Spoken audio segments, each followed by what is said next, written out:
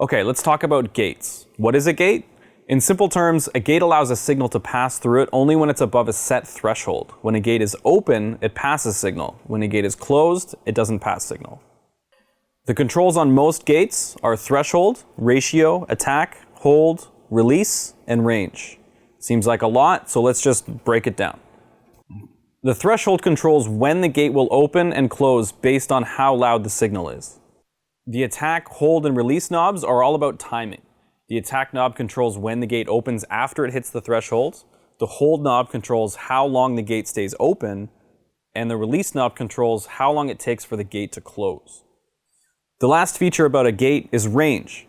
The range is how much signal or bleed you let through the gate when it's closed.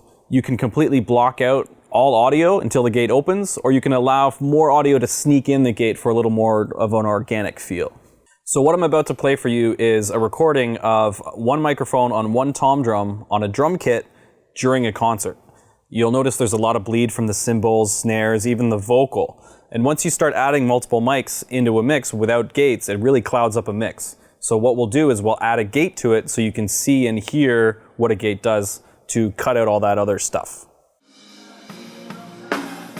So you can hear there's a snare drum, that was the tom there. So let's turn on the gate so you can see what happens. Nothing, nothing, nothing. Here comes the tom.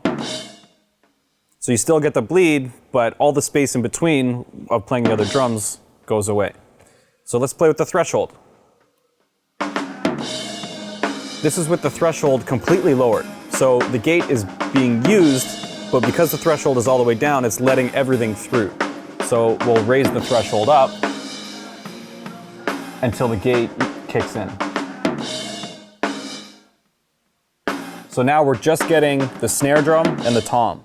So if you raise it up a little bit more, we can cut out that snare drum.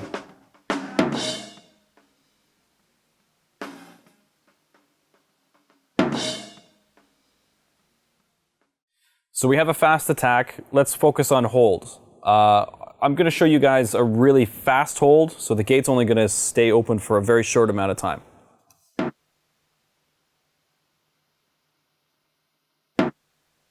It's not very pleasing.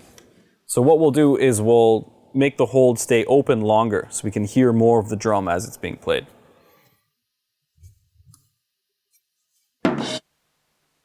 Better. There we go. So we got the full range, the full timing of the drum there. So now let's focus on the release. So you can hear it closing really quickly. So let's slow down the release so we get more of an organic feel to the drum, but we're still cutting out the other stuff we don't want. So let's slow it down a bit here. And you can hear it kind of fade out there. So that sounds a lot better, and it's cutting out a lot of the bleed.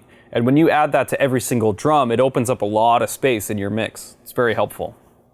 So now we have a good attack, hold, and release. Now let's let a little bit of bleed in through the range so that it doesn't sound so robotic. So here it is, we're not letting anything in really. If I open up the range a bit, you can hear a little bit coming through the gate. Just makes it sound a little more human, a little more organic. So now you can see why a gate is effective. It cuts out all the noise that you don't need. And when you start adding multiple gates on multiple sources, you can really open up a mix and introduce a lot of space. And when you combine that with compression, it gets real interesting. Okay, so we've learned about the basics of compression and gating. Now it's time to have fun with them. Plug a mic into a gate and a compressor and get a grasp on what they do and how they can help your mix.